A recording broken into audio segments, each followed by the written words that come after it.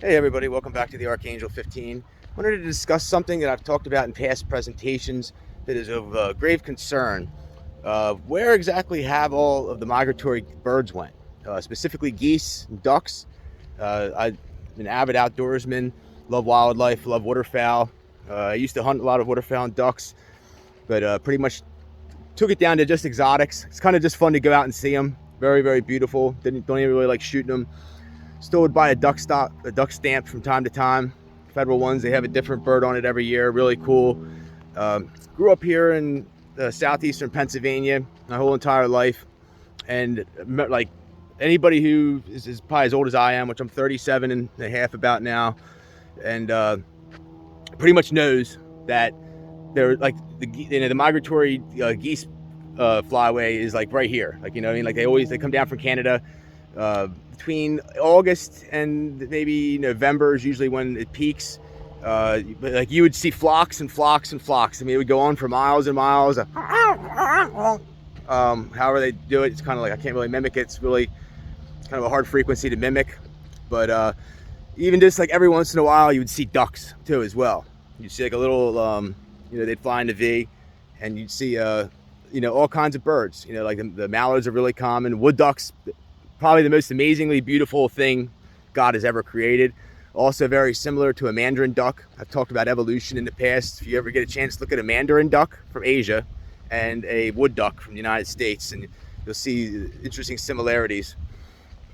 Also the teal. Teal, probably my favorite of all of them. There's blue-winged teal, green-winged teal, canvasbacks, hooded mergansers, all kinds of them. It's really cool. Like I said, the mallards, kind of a dime a dozen, but you don't even really see them too much anymore.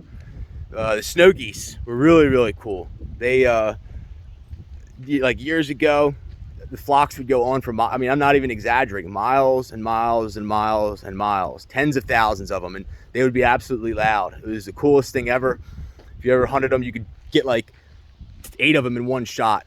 Really, really, really crazy. The geese aren't really my favorite to eat. Ducks, pretty good. If you fry them in their own fat, especially fried duck, really, really good.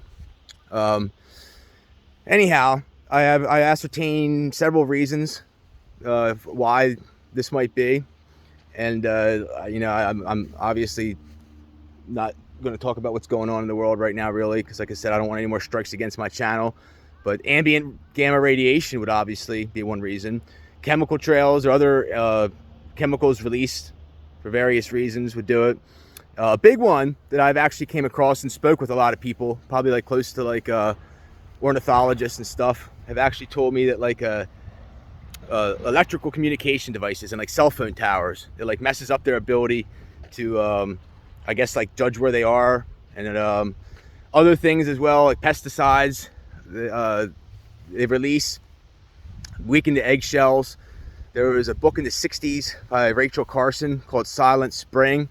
It was like a ecological dystopia, I guess, like back then in the 60s, that the farmers started all using these horrible pesticides, and like it weakened the eggshells, like DDT or something like that it was. Weakened the eggshells, and there was like no birds. There wasn't any chirps in the spring. It was really, really sad. A good buddy of mine told me about that. And like I said, I don't know where we go from here. When smaller things start to perish, it makes you wonder, what's going to come next. Some things seem to hold up better than others with everything, but it's really, really sad. Someday I would like to actually get into pigeon racing. Really, really cool. I have a presentation about consciousness. What is consciousness? I talk about the pigeons. You can basically release them up to about 500 miles away, and they can almost always return home if trained.